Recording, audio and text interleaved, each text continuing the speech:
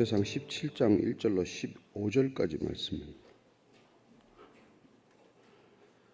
같이 읽습니다. 시작. 다윗이 그의 궁전에 거주할 때 다윗이 선지자 나단에게 이르되 나는 백향목 궁에 거주하거늘 여호와의 언약궤는 휘장 아래에 있도다. 나단이 다윗에게 아뢰되 하나님이 왕과 함께 계시니 마음에 있는 바를 모두 행하소서. 그 밤에 하나님의 말씀이 나단에게 임하여 이르시되 가서 내 종 다윗에게 말하기를 여호와의 말씀이 너는 내가 거할 집을 건축하지 말라. 내가 이스라엘을 애굽에서 올라오게 한 날부터 오늘까지 집에 있지 아니하고 오직 이 장막과 저 장막에 있으며 이 성막과 저 성막에 있었나니 이스라엘 무리와 더불어 가는 곳에서 내가 내 백성을 먹이라고 명령한 이스라엘 어느 사사에게 내가 말하기를 너희가 어찌하여 내 백향목 집을 건축하지 아니하였느냐고 말하였느냐 하고 또한 내 종 다윗에게 이처럼 말하라. 만군의 여호와께서 이처럼 말씀하시기를 내가 너를 목장 곧 양떼를 따라다니던 데에서 데려다가 내 백성 이스라엘의 주권자로 삼고 내가 어디로 가든지 내가 너와 함께 있어 내 모든 대적을 내 앞에서 멸하였은즉 세상에서 존귀한 자들의 이름 같은 이름을 내게 만들어 주리라. 내가 또 내 백성 이스라엘을 위하여 한 곳을 정하여 그들을 심고 그들이 그곳에 거주하면서 다시는 옮겨가지 아니하게 하며 악한 사람들에게 전과 같이 그들을 해치지 못하게 하여 전에 내가 사사에게 명령하여 내 백성 이스라엘 다스리던 때와 같지 아니하게 하고 또 내 모든 대적으로 내게 복종하게 하리라. 또 내게 이르노니 여호와가 너를 위하여 한 왕조를 세울지라. 내 생명의 연한이 차서 내가 조상들에게로 돌아가면 내가 내 뒤에 내 씨 곧 내 아들 중 하나를 세우고 그 나라를 견고하게 하리니 그는 나를 위하여 집을 건축할 것이요 나는 그의 왕위를 영원히 견고하게 하리라. 나는 그의 아버지가 되고 그는 나의 아들이 되리니 나의 인자를 그에게서 빼앗지 아니하기를 내가 내 전에 있었던 자에게서 빼앗음과 같이 하지 아니할 것이며 내가 영원히 그를 내 집과 내 나라에 세우리니 그의 왕위가 영원히 견고하리라 하셨다 하라. 나단이 이 모든 말씀과 이 모든 계시대로 다윗에게 전하니라. 아멘. 오늘 말씀은 다윗이 하나님의 성전을 짓고자 하는 그 간절한 마음을 하나님께서 아시지만 그러나 다윗에게 그 집을 짓지 않도록 하시는 내용입니다. 다윗은 자기가 지금 거하고 있는 집, 이 왕궁이 백향목으로 된 그야말로 향기로운 집인데 하나님은 애굽에서 나오셔서 이스라엘 백성들에게 장막을 주신 이후로 늘 장막에서 거하는 게 마음에 걸린 거죠. 이 다윗의 이 마음은 이전의 왕들과 비교가 됩니다. 이전의 왕 사울과.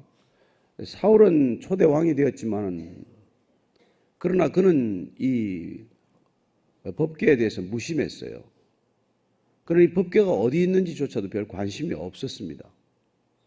그러나 다윗은 왕이 되자마자 첫 번째 한 일이 이 법궤를 옮겨오는 일이고 또 어제 우리 말씀처럼 아삽에게 늘 여호와 앞에서 법궤 앞에서 언약궤 앞에서 섬기도록 하는 것을 보게 됩니다. 그렇습니다. 그가 이렇게 법궤에 관심을 쏟는 이유는 그 자신 안에 하나님이 좌정하고 계시기 때문이죠. 내 안에 누가 계신가, 내 안에 무엇이 있는가는 결국 사람들에게 알려지게 되어 있습니다. 언젠가는 사람들은 그 사람의 중심에 있는 것이 무엇인지를 알게 됩니다. 오늘 다윗이 늘 그 중심에 계신 주님을 어떻게 하면은 정말 그 주님을 기쁘게 할 수 있을까? 그는 그 생각이 가득했기 때문에 나는 이렇게 편한 집에 왕궁에 있는데 하나님께서는 저렇게 초라한 곳에 내가 모신다는 게 이게 무슨 짓이냐 하는 자책감이 생긴 것이죠. 그래서 그는 하나님을 위하여 이 성전을 지어드리기로 결정을 한 것입니다. 마음을 먹은 것이죠. 자, 1절 2절 다시 읽습니다. 시작. 다윗이 그의 궁전에 거주할 때 다윗이 선지자 나단에게 이르되 나는 백향목 궁에 거주하거늘 여호와의 언약궤는 휘장 아래에 있도다. 나단이 다윗에게 이르되 하나님이 왕과 함께 계시니 마음에 있는 바를 모두 행하소서. 첫째 다윗이 그런 마음을 가졌지만은 그가 선지자 나단과 이 문제를 의논하는 것을 보게 됩니다. 뭐 왕이면은 본인이 결정하면 그만이죠. 내가 짓겠다. 공사를 준비하라. 명령할 수 있는 것이 왕 아닙니까? 그러나 그는 하나님을 가까이 하는 사람들을 늘 의식하고 살아간다는 것을 보게 됩니다. 이런 결정 하나를 내릴 때 그가 왜 직접 하나님께 물어보면 될 터인데 왜 나단에게 묻나? 다윗은 하나님과 먼 사람이 아니지 않습니까? 늘 하나님의 음성을 듣는 사람 아닙니까? 하나님께 초점이 맞춰져 있는 사람 아닙니까? 그럼에도 불구하고 그가 나단 선지자에게 이 문제를 의논하고 있다는 것, 왜라고 생각을 하십니까? 저는 저와 여러분들이 하나님의 말씀을 읽고 하나님을 사랑하고 하나님의 음성에 귀를 기울이지만, 그러나 여러분, 하나님께서 내게만 말씀하십니까? 아니지 않습니까? 우리의 겸손이란 하나님이 내게 말씀하신다가 아니라 하나님이 모든 백성을 사랑하신다는 것입니다. 우리의 구원은 하나님으로부터 비롯된 것이고 하나님께서 나를 구원하셨지만 하나님은 모든 백성을 구원하시기를 원한다는 것을 잊지 마십시오. 여러분, 자칫하면은 우리가 가장 빗나가는 게 바로 이런 점이에요. 제가 엊그제 이 얘기 들었나? 지난 전전 정권 때 그 고위공직자가 1,500명 가운데 말이죠. 크리스찬이 70%래, 70%. 통계를 내셨는데. 근데 나라가 왜 안 바뀌었을까요?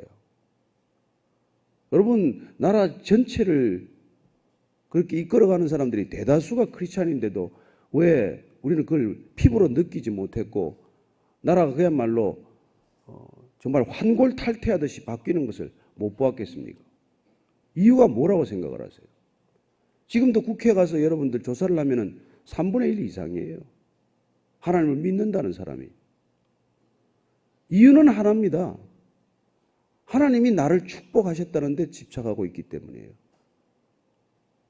하나님이 우리를 왜 축복하십니까? 우리를 위해서입니까? 이게 여러분 가장 큰 문제예요. 차라리 하나님 모르는 사람도 그렇게 살지 않는데 하나님이 나를 축복하셨다. 조금 자칫 나가면 나만 축복하셨다. 나만 축복해 주십시오. 주의가 어떻게 되든.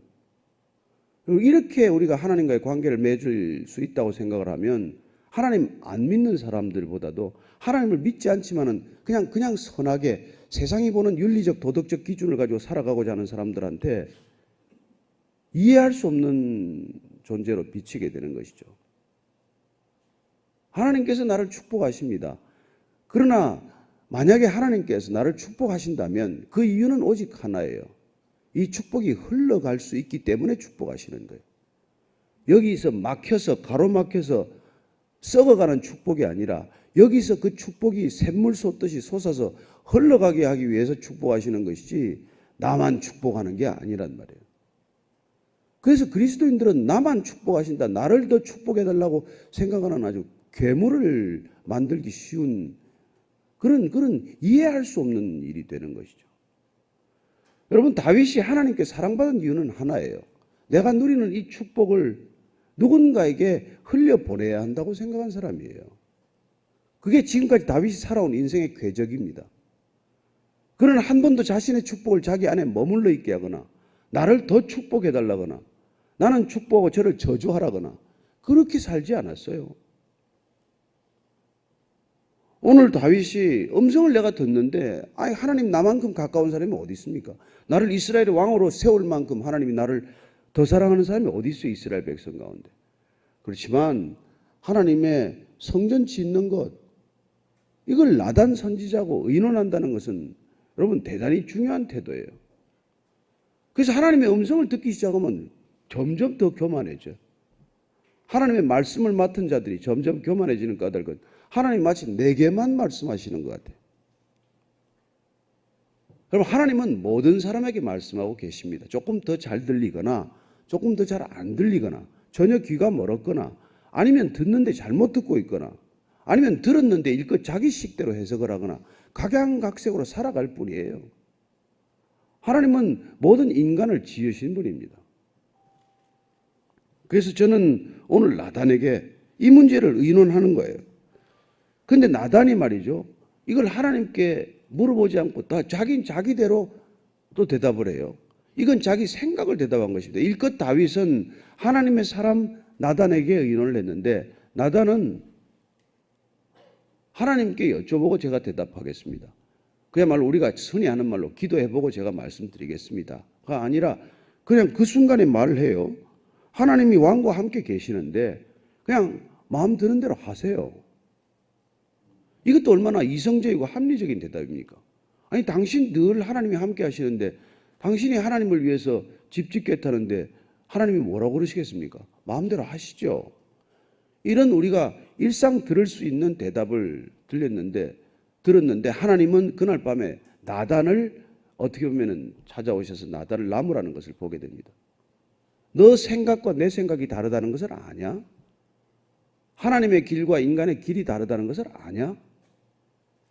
어쩌면 나단이 야단 맞은 얘기는 여기 없지만 여러분, 나단의 책임은 더 막중한 것이죠. 하나님의 말씀을 맡은 자로서 하나님의 말씀이 궁금하고 하나님의 뜻이 궁금해서 물어보는데 이렇게 일껏 당신 좋은 대로 하십시오, 이런 대답을 한 나단에게 그날 하나님이 찾아오셨습니다. 자, 3절 4절입니다. 시작. 그 밤에 하나님의 말씀이 나단에게 임하여 이르시되 가서 내 종 다윗에게 말하기를 여호와의 말씀이 너는 내가 거할 집을 건축하지 말라. 자, 왜 건축할 집을 건축하지 말라고 그러십니까? 하나님께서 이거 보면 어떻게 보면 나단의 너 분별력이 아직 그렇냐? 너는 지금? 너 선지자로서 분별력이 고작 그 정도냐? 이런 뉘앙스를 저는 느껴요. 이 말씀을 보면 보십시오. 내가 이스라엘을 애굽에서 올라오게 한 날부터 오늘까지 집에 있지 아니하고 오직 이 장막과 저 장막이 있으며 이 성막과 저 성막이 있었더니 이스라엘 무리가 더불어 가는 모든 곳에서 내가 내 백성을 먹이라고 명령한 이스라엘 어느 사사에게 내가 말하기를 너희가 어찌하여 내 백향목집을 건축하지 아니하였느냐고 말하였느냐 하고, 내가 언제 이스라엘 백성들을 애굽에서 출애굽시켜서 지금까지 여기까지 오면서 내가 내 집 없다고 한번 집 타령한 적이 있냐? 근데 어떻게 너는 다윗에게 집을 마음대로 지으라고 말할 수 있냐? 이런 투죠. 또한 내 종 다윗에게 이처럼 말하라. 자, 7절 읽습니다. 시작. 내 종 다윗에게 이처럼 말하라. 만군의 여호와께서 이처럼 말씀하시기를 내가 너를 목장 곧 양떼를 따라다니던 데에서 데려다가 내 백성 이스라엘의 주권자로 삼고 내가 어디로 가든지 내가 너와 함께 있어 내 모든 대적을 내 앞에서 멸하였은즉 세상에서 존귀한 자들의 이름 같은 이름을 내게 만들어 주리라.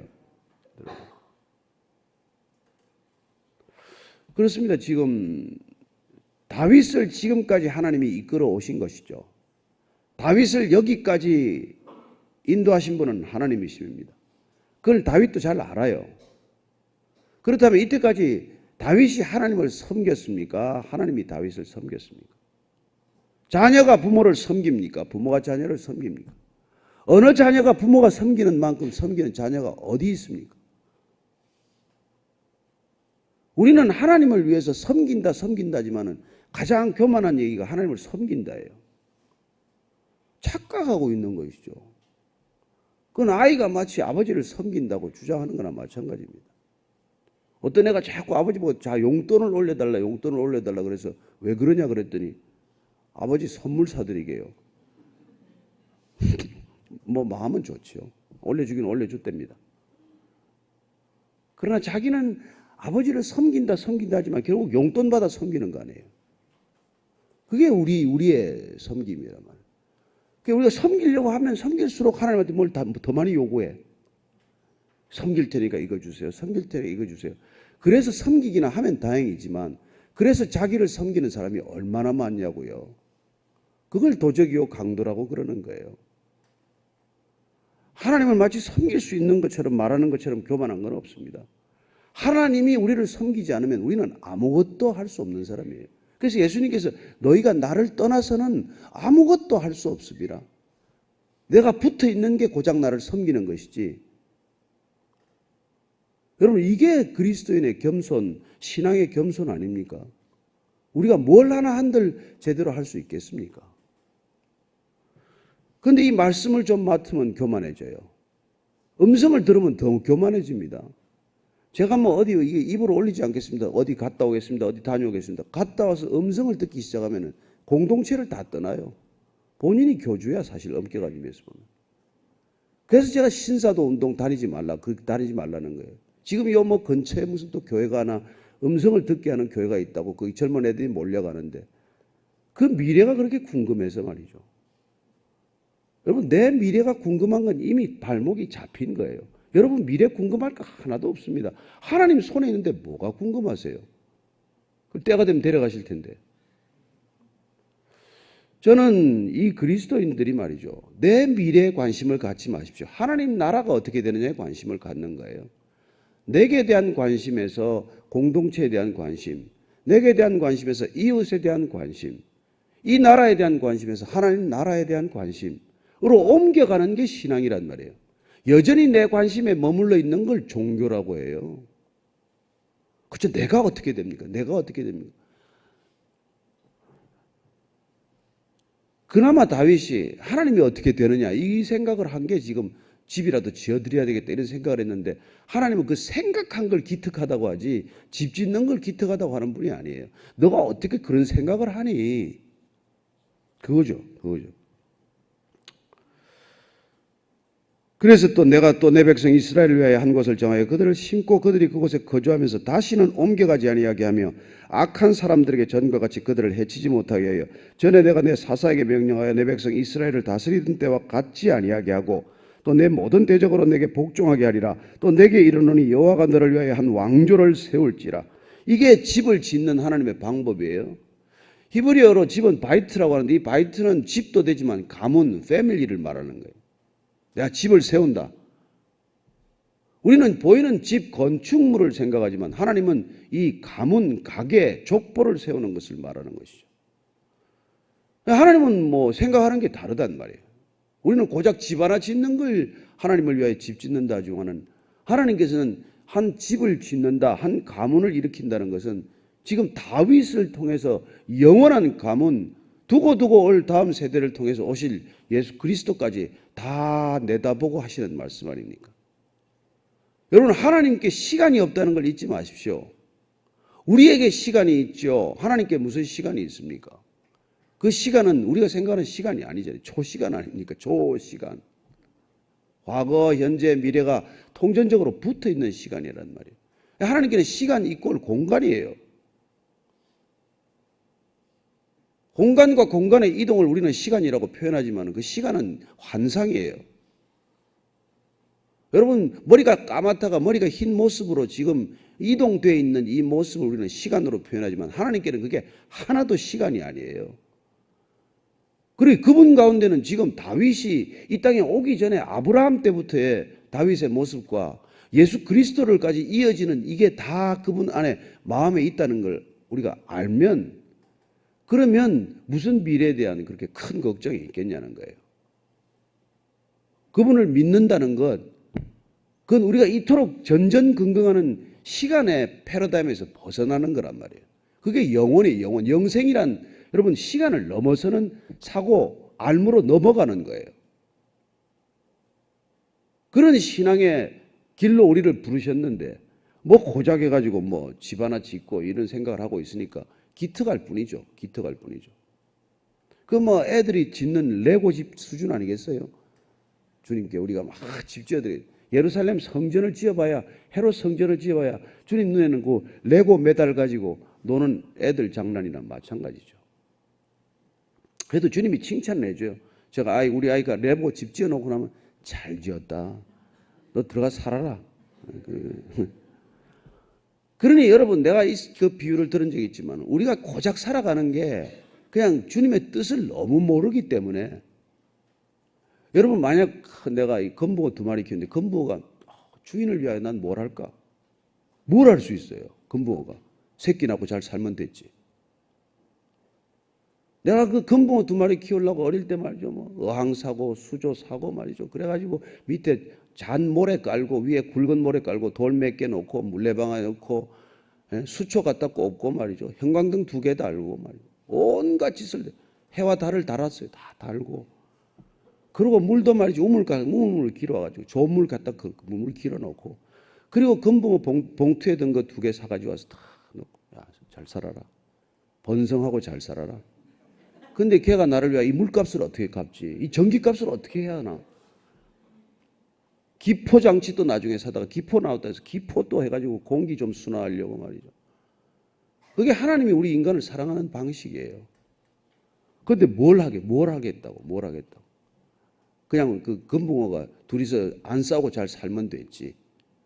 금붕어 새끼 부부싸움 안 하고 잘 살면 됐지. 그게 이 말이에요.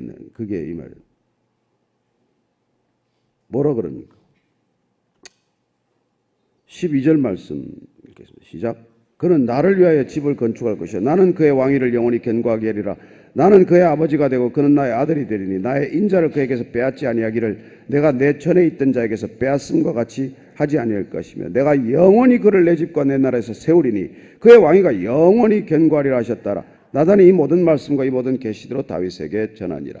역대상은 이건 다윗 중심으로 기록한 것이고 다윗의 정통성에 관한 기록이기 때문에 하나님이 내가 피를 많이 흘렸기 때문에 넌 집을 못 지어 이렇게 말한 11개 표현하고 틀리고 조금씩 차이가 있다는 것을 알게 됩니다.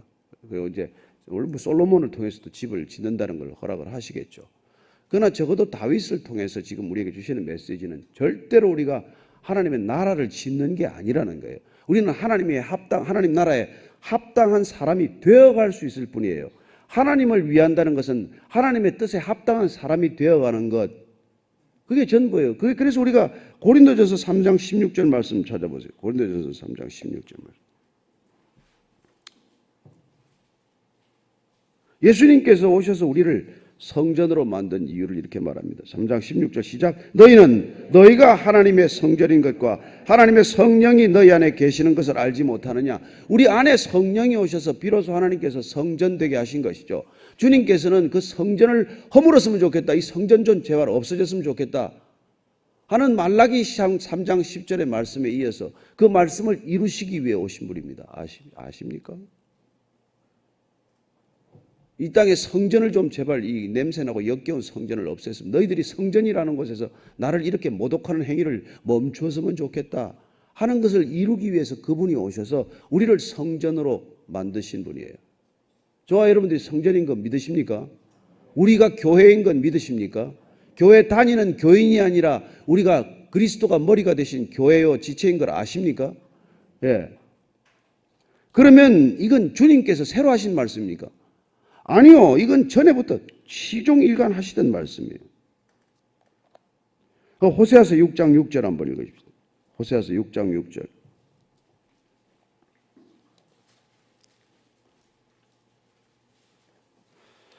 자, 6절 같이 있습니다. 시작. 나는 인애를 원하고 제사를 원하지 아니하며 범죄보다 하나님을 아는 것을 원하노라. 이거 요새 말로 풀이하면 뭡니까? 나는 너희들이 서로 사랑하는 것을 원하고 예배 드리는 것을 원하지 아니하며 예배보다도 너희들이 예수 그리스도를 아는 것을 원한다. 이 뜻 아닙니까? 다른 뜻입니까? 우리는 예배 드린다, 예배 드리러 간다. 하나님을 아는 것보다 더 큰 예배가 어디 있습니까? 하나님의 뜻에 따라서 하나님을 내 마음과 목숨과 뜻을 다해 사랑하고 그리고 내 몸 사랑하듯 이웃 사랑하는 것보다 더 예배 드릴 수 있는 방법이 어디 있냐고요. 우리가 어떤 예배를 드려야 합니까?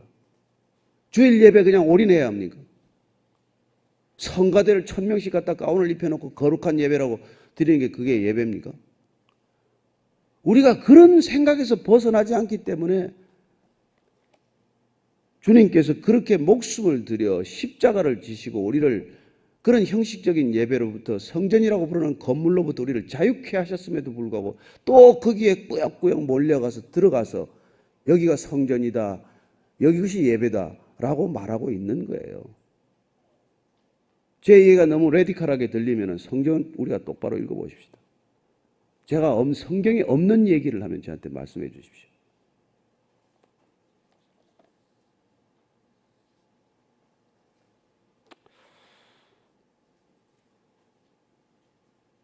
누가가 이게 사가랴의 예언을 이렇게 기록했어요.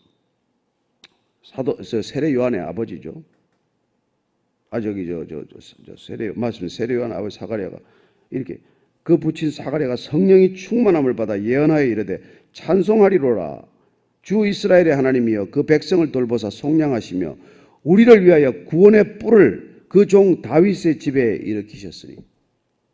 그렇습니다. 다윗의 집을 통해서 하나님께서 구원의 뿔을 일으키신 이 예수 그리스도가 이 땅에 오셔서 우리를 자유케 하신 것이죠. 구원이란 여러분 노예적 상태에서 자유인이 되는 거예요. 저는 여러분들이 어떤 형태로도 종교적 노예가 되지 않게 되기를 축복합니다. 주님을 만나면 그분 안에서 진정 자유함을 누릴 수 있다고 믿습니다. 그래서 그분 안에서 그분께 받은 사랑을 흘려보내는 것, 그것이 참 예배임을 다시 한번 기억하는 하루가 되기를 축복합니다. 그리하여 우리는 이곳에서 주님의 인애를 기억하고 나가서 예배를 드리는 자들이 되는 것입니다. 오늘 하루 예배자로 살게 되기를 축복합니다. 오늘 같이 기도할 때 하나님 정말 주 안에서 흘러넘치는 인애를 받았사오니 이 은혜 흘러가는 곳마다 하나님을 향한 참된 거룩한 제사, 진정한 예배가 드려지게 하여 주옵소서. 하나님, 우리의 예배가 이 자리에서만 그치는 것이 아니라 이 자리로부터 떠날 때 시작된다는 것, 말로는 생각으로는 알지만 삶으로는 쉽지 않음을 고백합니다. 하나님, 오늘 하루 종일 예배자로 살 수 있도록 저희들을 성령으로 충만케 하여 주옵소서. 하나님 아버지, 저희들이 진정 다윗의 마음이 되게 하여 주옵소서. 집을 지을 수 없더라도 하나님을 위하여 집을 지어드리고 싶다는 그 간절한 소망, 나보다도 하나님을 먼저 더 생각하는 그 진솔한 마음, 그 마음만으로 주님은 족하다, 내가 족하다, 내 아들아 내 딸아 내가 너를 사랑하노라 하는 음성을 듣게 하여 주옵소서. 어떤 행위로도 우리가 주님께 나아갈 수 없음을 고백하오니 오늘도 믿음으로 사는 하루가 되게 하시되 인애로 걸어가는 예배자의 걸음 되게 하여 주옵소서. 이제는 십자가에서 참 예배를 드려서 그 전부를 우리에게 주신 우리 구주 예수 그리스도의 은혜와 우리를 아낌없이 예배로 드릴 때 주님께서 받아주시는 하나님 아버지의 크신 사랑과 날마다 내 것, 내 생각, 오직 나 하나에 집중되어 있는 생각을 산산이 깨뜨리고 산산이 조각조각 나서 마치 가루가 되듯 흩어버리시고 오직 하나님 나라 내 안에 가득하게 하시는 성령님의 충만하게 하심이 오늘 말씀 따라 참 예배자로 살기를 결단한 이 자리에 고개 숙인 모든 믿음의 지체들 위해 참된 성전 위에 거룩한 성령의 지체들 위해 지금부터 영원까지 함께 하시기를 간절히 축원하옵나이다. 아멘.